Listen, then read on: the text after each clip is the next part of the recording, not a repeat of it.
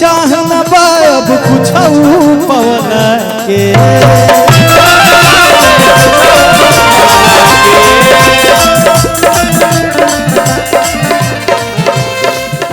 हाथ में love you भाई। अरे मन बा चरण में नेह लगावला के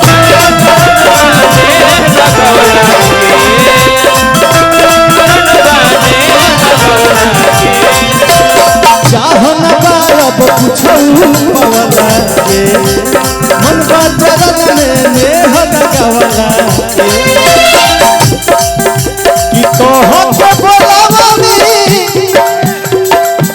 अरे मूर्ति रखवानी Srishti health care centre Bhavrajpur road अंदर बहुत बहुत पुरस्कार 1000 बार प्रणाम आशीर्वाद के अरे तोह के बोलावनी अरे मूर्ति सजावनी भजनिया गाई के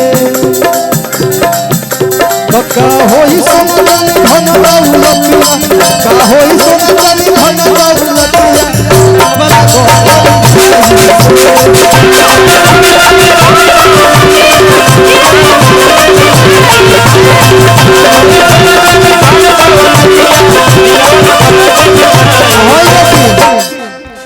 कि भले अइलुए हो देवी माई भले अइलुए हो देवी माई भले अइलु हो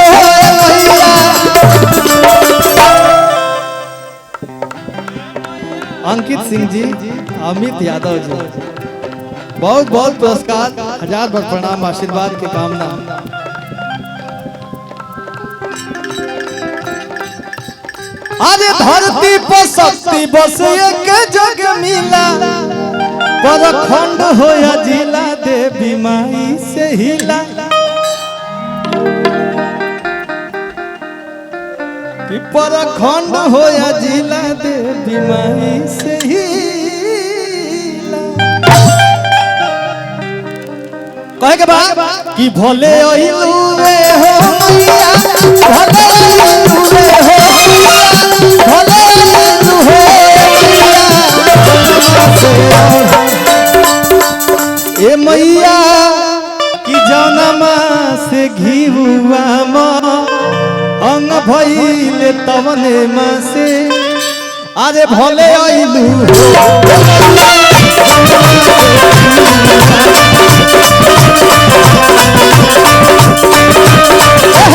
भोले अइलु भोले अइलु मैया भोले अइलु हो मैया जय हो जय हो जय हो जय हो ए मैया जनमा से नारियल अंग भइले तवने माँ से भोले अइलु हो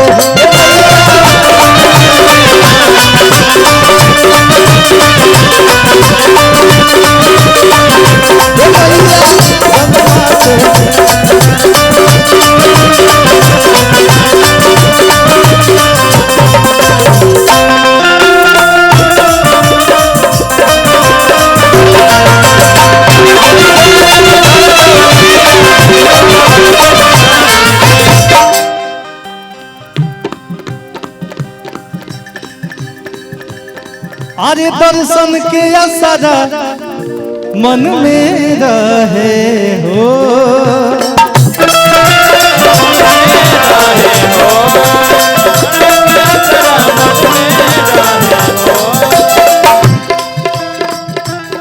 अरे आस बस उनके शरण में रहे हो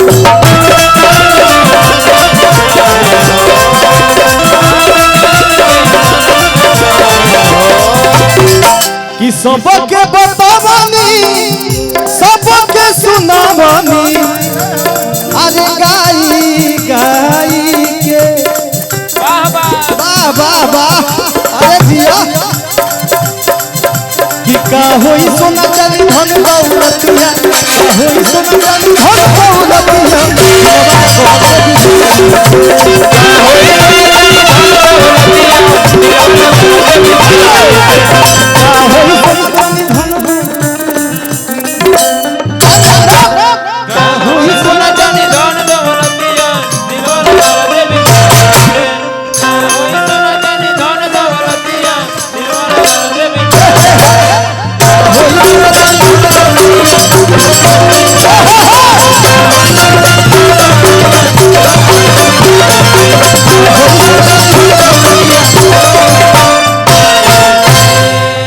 बात है।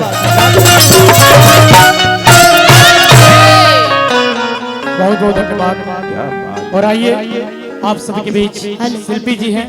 शिल्पी जी को आमंत्रित करेंगे आप सभी के बीच कि जीवन रहस्य क्या है रोटी से जाके पूछो, जीवन रहस्य क्या है रोटी से जाके पूछो, मिलती है कैसे मंजिल चोटी से जाके पूछो, और धर्म कर्म कर्तव्य के बलवेती पे परित्याग क्या है किसी बेटी से जाके पूछो। बड़ी त्यागी है, बड़ी मेहनत की बदौलत आज शिल्पी राज जी इस इंडस्ट्री में नंबर 1 पे खड़ी है। एक बार मैं चाहता हूँ आप सभी की तरफ से जोरदार की तालियों बजाकर स्वागत करें शिल्पी जी आप सबके बीच। क्या बात है।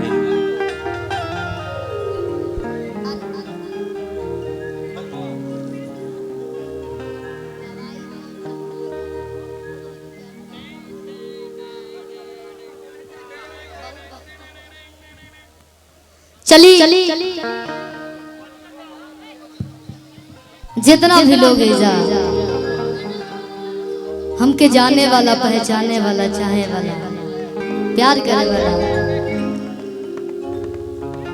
लोग आइल बा, चाची लोग आइल बा, भैया लोग आइल बा,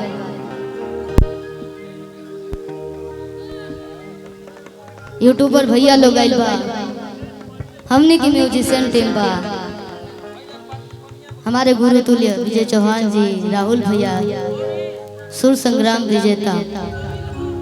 जब यहाँ के गाए तो आप लोग आँख के आंसू मतलब रोक ना पाए आप लोग के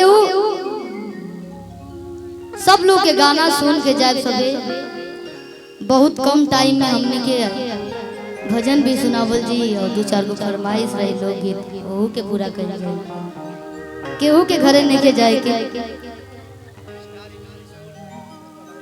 star international school Rahul Chauhan ji principal बहुत बहुत स्वागत बा। माता रानी के आशीर्वाद आप सदैव बनल रहो। जे बच्चा लोग स्कूल में पढ़ेला ओहू के ऊपर माई के आशीर्वाद बनल रहो। सबके गोड़ छू के गोड़ लगत। एक बार हाथ उठा के आशीर्वाद दीजिए तो हाथ उठाइए। जे लोग माई के दरबार में खड़ा बाऊ शामिल बाबू उठाई, जो लोग ना शामिल हो ना उठाई। उजाला एंटरटेनमेंट आप तो खाली कैमरे में कैद करेंगे अंकित भैया। बहुत सच्चे दरबार की जय। क्या बात हेने से आवाज नहीं क्या चाची लोग खाली मोबाइले में आप लोग देखब ना। शिल्पिया के गाना खाली मोबाइले में आप लोग सुनो। आज बड़ा सौभाग्य के बात बाकी आप सबके आमने सामने हमने के कुछ गावे के सौभाग्य मिलल बा। याद कर बहुत बहुत धन्यवाद रवि भैया के कि आप लोग बोले और हमने के बहुत खुश रहने जा। हमने के तो स्टूडियो 4 दीवारी स्टूडियो के बीच में गावने जा, लेकिन जब आमने सामने होने जाता अलगे खुशी मिलेला। और खुशी कैसे मिलेला जब गाई जाता आप लोग झूमी जा, नाची जा, कुछ करी जा, मने मगन रहे के चाहिए। ठीक बा ना? ई ना के खाली एगो मोबाइल खड़ा कोई नहीं बस हो गए ओसे ना काम चली सीधे सीधे एगो दूगो माई के भजन रही कैसे और हम पचरा ही से शुरुआत करते हैं।